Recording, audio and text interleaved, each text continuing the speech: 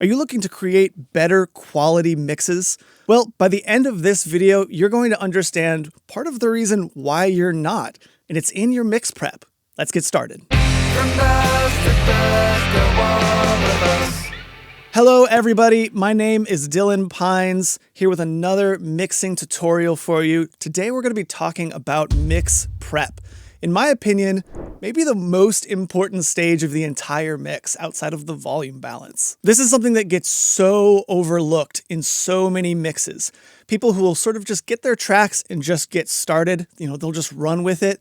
Honestly, that's going to hurt you more than help you. If you can do the proper mix prep, to prep your tracks to actually get started with mixing, and that's organization, that's editing, that's a lot of different things, you are going to have a much, much better mix and also a much faster mix.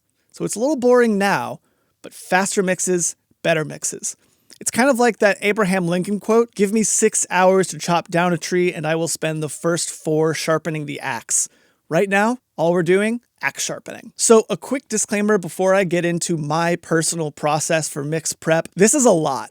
I'm not going to have time to explain everything because a lot of the stuff I'm going to be covering is going into a concept that I just simply don't have time to discuss in this video. So I'm including videos in the description on all of these different topics that I'm just sort of breezing through without actually discussing. You'll see a little note up on screen if a video is available on that subject. So that said, let's just dive right in. So mix prep is really 4 different phases, okay? Phase 1, organization. Phase 2, editing. Phase 3, balancing and enhancing. And phase 4, final prep. So let's dive straight into phase 1. So the first part of phase 1, honestly, you should be getting done with a template. And that's coloring your tracks, creating your markers, getting your routing correct, creating your track stacks, doing all that kind of stuff. All this stuff I have up on screen now, this is something that you can just create a template to do. You don't have to do it every single time during a mix. So let's assume you've already got that stuff done. We are going to start at the very beginning. First off, you got to save and name the track. So I'm going to really quickly save this track. I'm going to be using a track called Tired Friend by the band Adventureland. It's out right now. And I'm going to just call this prep. Next thing I'm going to do is set the tempo, the key, and the time signature. So you can see I've actually already done this before the video because I had to call the guys, make sure I knew. It's 127 BPM in 4/4. It's an E major. So you don't really need the key. That's really more just for your reference if you need to do any kind of tuning, anything like that. It's there for you. Next thing I'm going to do is I'm going to make sure that I have a 0 measure added into my session. And that's because this song might have some pickup notes. So I want to make sure that it has some kind of buffer going into measure 1 so that I'm not cutting off any of those pickup notes. And all I'm talking about is really just dragging this back so that you're able to have this extra little measure. So the next thing you're going to want to do is go up to your preferences. You're going to want to make sure that your buffer size is as high as possible. Now, the reason for that is it basically just allows your computer to handle as much data as possible. And you're going to have a lot of data going on once you start adding all these plugins for your mixing. So set that as high as you can and you'll be good to go. Okay, so now we're going to import our audio files. This is super simple. You're just going to bring up a folder with all the audio files already in it. You're just going to drag them in. Nice and easy. Okay, so we've got our audio files all ready to go now. So now the next thing we're going to want to do is to drag them onto their actual tracks. The way my template is set up is I have all these tracks already set. So I'm literally just going to grab and drag. So I'm going to grab all my drums. I'm going to move those down. I'm going to deal with the actual organization in a bit. Grab my bass. I'm just going to drag everything together. Why not? Okay, now I'm going to grab my electric guitars. Okay, moving on to my vocals. Okay, so now we've got all of our different audio files dragged onto the correct tracks. So the next thing I'm going to want to do is to color these audio files to make sure that they match the rest of the coloring. So all I'm going to do is I'm just going to select everything. And every DAW does this differently. In Logic, I'm going to go up here and I'm going to click Color Regions by Track Color. Nice and easy. Simple as that. Okay, next I'm going to gain stage the files. So the way I do this is I actually will normalize all of the files to -6 dBs just to make sure that they're never clipping. I don't want them ever to clip at any point of the song. And then I'm going to use a VU meter to quickly move them roughly into the right spot. Okay, so I'm going to go up here and I'm going to select normalize region gain. I'm going to select individual regions. I'm going to select peak. I'm going to select -6 dBs. You can see all of them changed. Now all the gain is set to where it's all peaking at -6 decibels. Perfect. Now I'm going to really quickly from over here, I'm going to go to my output. I've got a VU meter. I'm going to really quickly make sure that all of these are sitting around 0 dB VU. Okay, so now that we've gain staged everything, now it's time to do a super quick 2-minute volume balance. This is just for us while we're editing. It doesn't have to be perfect at all. So I'm going to do that real quick.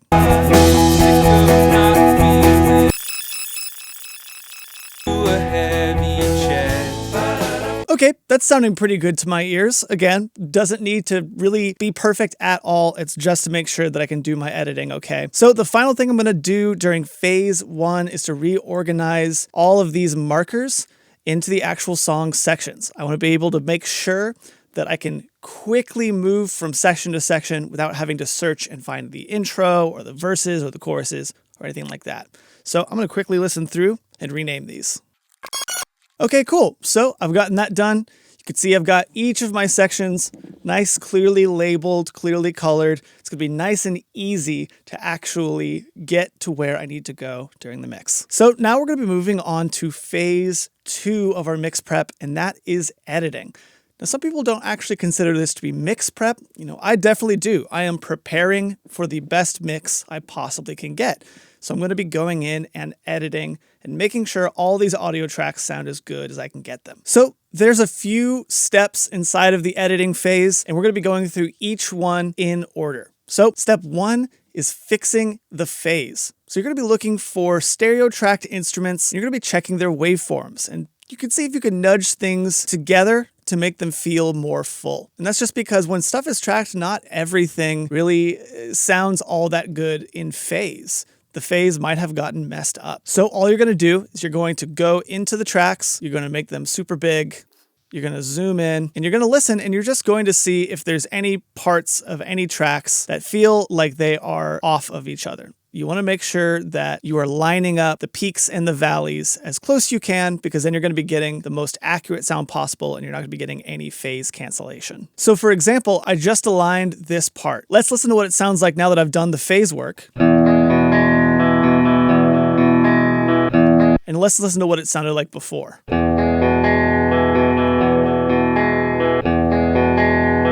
Here's after again.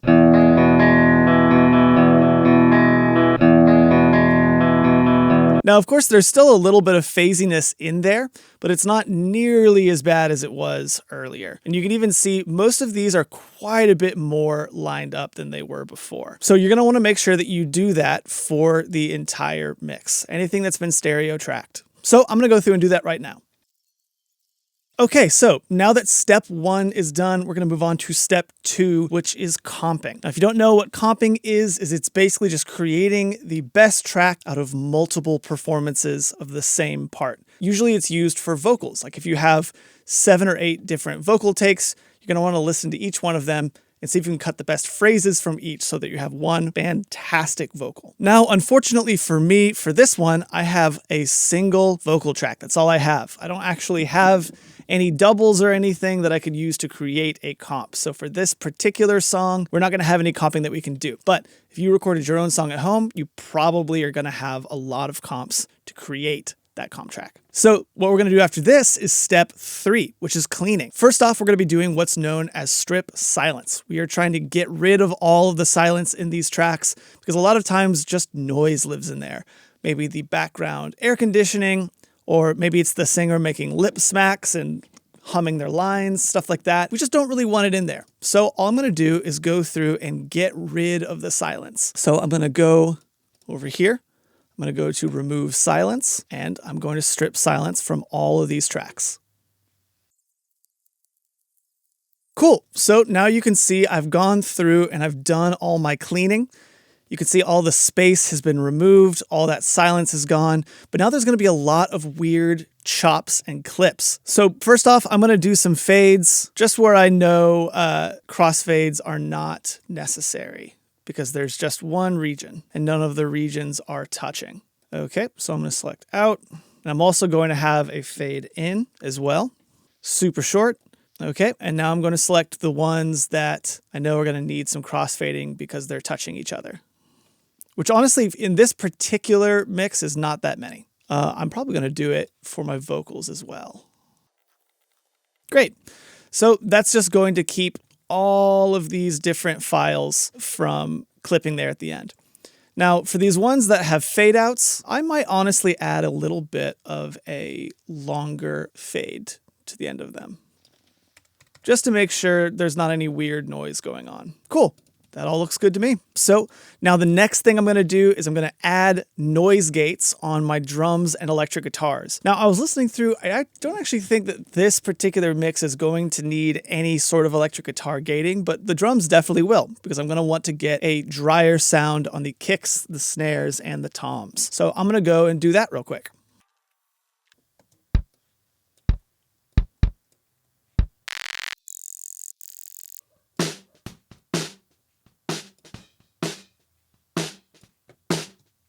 Okay, very cool. I've got my drums gated, so now I'm going to want to move on and transfer my vocal breaths onto a new track. And I do that just because I want to more easily be able to control the volume of my breaths while I'm mixing. And I've got a pretty creative way of doing this. I've got a video on it. It's in the description right now that uses waves D-breath. So I'm going to get this done real quick.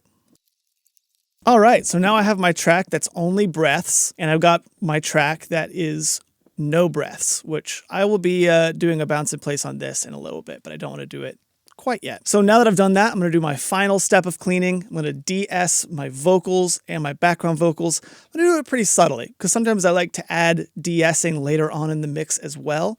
This is just to massage the S's in the right direction. So I'm going to go down here, I'm going to add my de-esser, and I'm going to go to town. Hello, tired friend. Okay, so that's all of the de-essing I want to do. I've got some subtle de-essing on the lead vocals, on the background vocals. That's all of my cleaning. So now let's move on to step 4, which is gain automation. Now all this means is we're going to be making sure that the gain, like the relative level of different sections of different instruments, is staying around the same spot. It's going to help us to get much better compression levels. So for example, right here, probably going to want to cut this and just overall turn it up a little bit. Right here, I want to go in and turn that up a little bit, just so it's a little bit closer. Right here, I'm probably going to want to turn this up a little bit. Probably want to turn these down just a little bit so that they're matching relatively with this one. And with the lead vocals, I'm probably going to want to go in and change up the gain so that each little phrase is around the same level. Like I would definitely recommend doing this with some meters, particularly like a loudness meter or a VU meter, to make sure that they're getting relatively close. But for the sake of this video, I'm just going to eyeball it. I'm just going to look at the waveforms, get the waveforms to be around the same level. This is just going to make my compression a lot smoother. What I tend to do is I tend to just eyeball it and then I'll go in with meters to make sure that it's all sitting around the same area. But for now, I'd say that this is looking pretty good. And luckily, I've already done the fades for this, but I'll probably go in and I will set up some more fades just to make sure that we're not having any issues here. We're probably going to want some of these to be crossfades instead of just regular fade ins and fade outs. Cool, so that's gain automation. There's not really a lot that we have to do for this particular song. Sometimes there are certain sections that are really quiet that you want to make sure you're turning up just so that they are getting caught by the compressor as accurately as possible, and then turning them down later on with volume automation. But this is a fairly consistent song, so we're not really going to need to do that too much. So next up is step 5 in the edit process, and that is rhythmic editing. So that's going to be us going in, pocketing our drums, making any rhythmic edit fixes, any timing fixes, and just sort of tightening the doubles and the harmonies so that they sound good with the overall vocals. So I'm going to do this real quick, and I'll see you on the other side. Okay, now that we've done our rhythmic timing, now we're gonna go on and do our tuning. That's step 6. This is gonna be the last step in the editing process. Now, obviously, you can use your DAW's tuning plugin if it has one. There's also third-party tuning plugins like Melodyne or Auto-Tune. I'm a big fan of Melodyne myself, so I'm gonna grab Melodyne and get to work.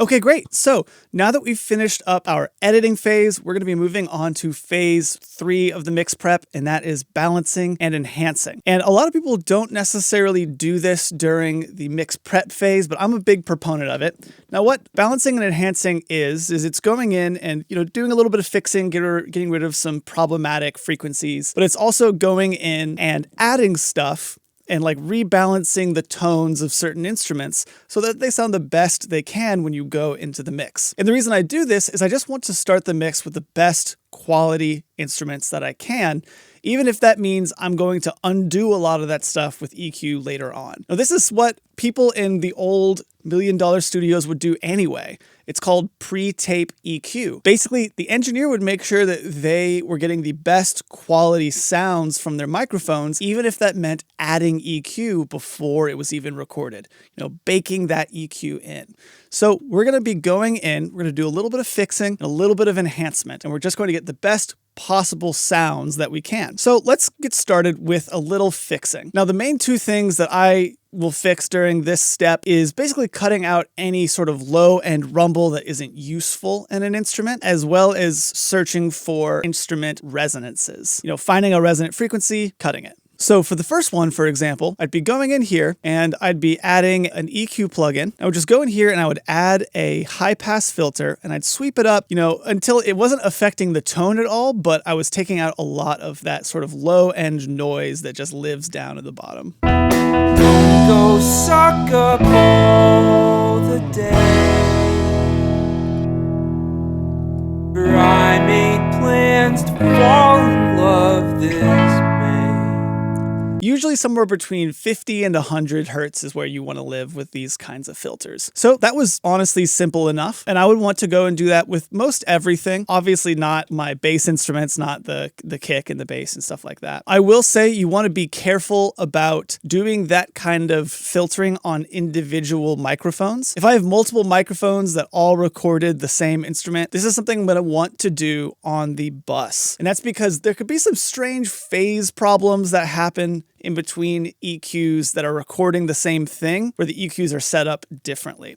So I would just make it easy, throw it on the bus, add it there, and slide it up, rather than adding it to the individual channels. Now I would do the same thing with the next step of the fixing process, and that is going to be cutting room resonances. And this is, of course, just if we find any room resonances. Your track might not have any, but a lot of tracks have just some really aggressive, ring, maybe in the snare or in the guitar tracks, maybe even in the vocals themselves. So let me listen through this real quick and see if I can find any.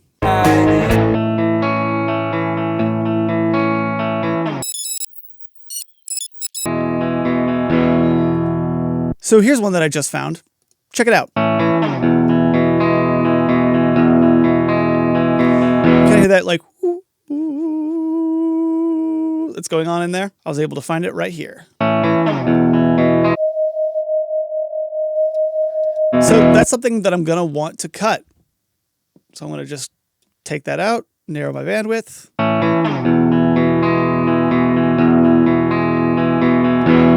And now it's gone. So I'm not getting any of those resonances. It's a lot cleaner. Now, if I was to go back and forth, you'd really hear a difference.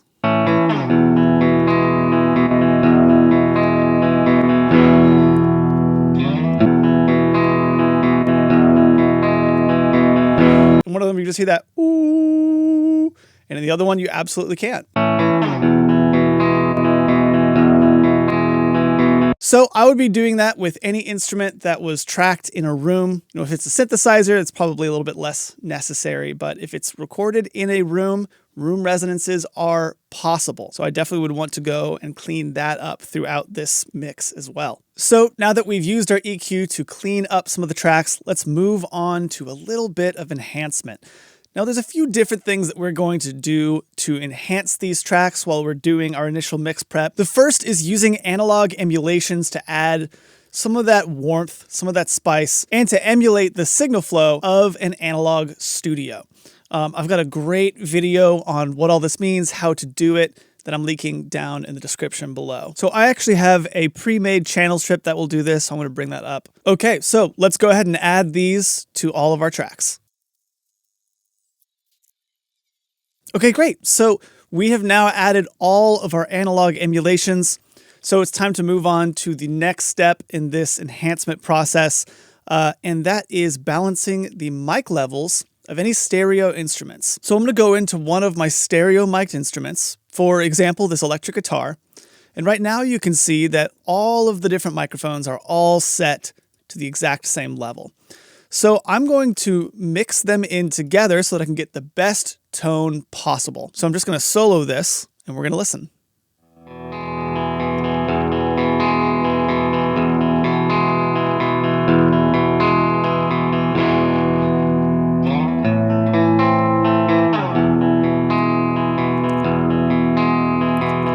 That sounds pretty good to my ear. And then what I'm going to do is I'm going to pan these mics left and right just to get a wider stereo image. Once I'm actually in the mix, I can make it mono if I want it to be a mono track, but I want to start off with a stereo image because eventually, not to give you any spoilers, but we are going to bounce all of this down to a single track.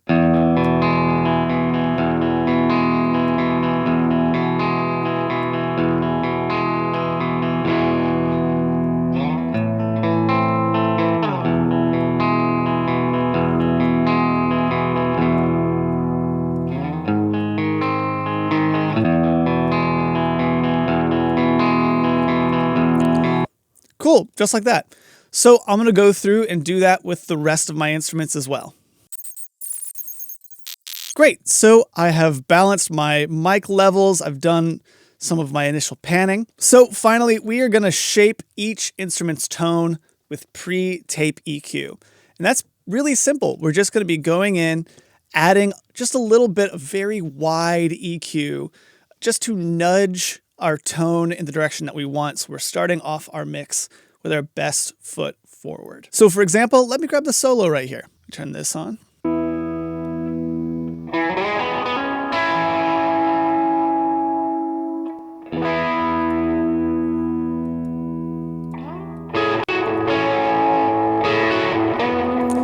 Okay, so what can I do to enhance this? And again, I'm wanting just very, very broad strokes, nothing huge. I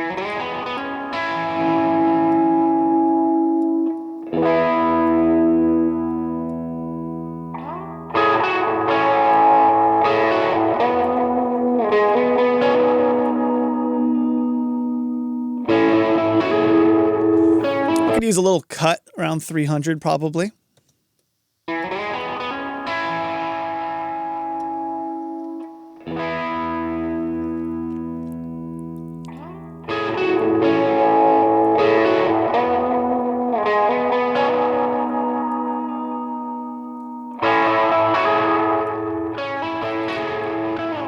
Maybe a little boost around 1,000.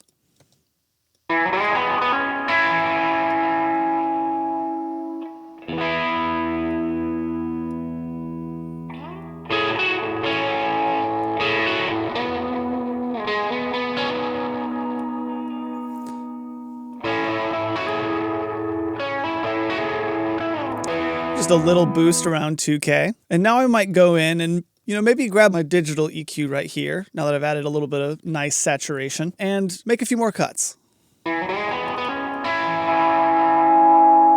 of like right there to me, it feels a little bit too aggressive.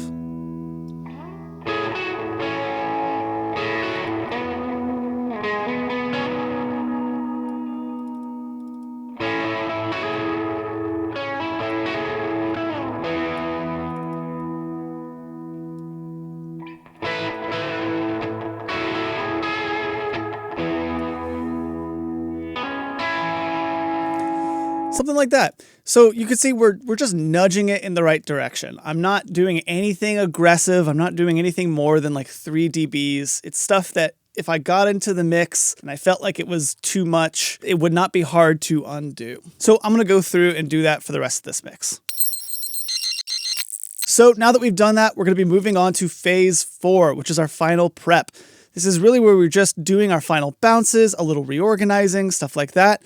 And then we're gonna get started with our mix. So first off, we're going to want to bounce each bus in place so that we have a single stereo file. So for example, for this, I'm going to want to bounce this track in place so that I don't have 3 different individual microphones. I just have one file, and I've got all my effects that I've put on here so far. I'll have those baked in to start the mix off right. So in order to do that, every single DAW has a different way of doing it. I'm going to go down to bounce and then bounce track in place. And I'm going to call it EG1 balanced. And now I have exactly the same thing that was coming through here, but I don't have to deal with any of these anymore. Now, there are a few exceptions to this. For example, I'm going to want to bounce my snares together, my overheads together, stuff like that. But I'm not going to want to bounce the entire drums together because I'm probably going to do some processing individually on each drum. That's pretty much true with any complex instrument. If you have a complex instrument with multiple different instruments that are all being recorded together, you usually don't want to bounce them together before the mix. But for this, for example, I probably would want to bounce the snare together because I like sort of how the overall balance is. I've got them working pretty decently together. I made sure that I got the phase right, so I'm going to bounce this in place. Cool. So I'm going to really quickly do that for the rest of this mix.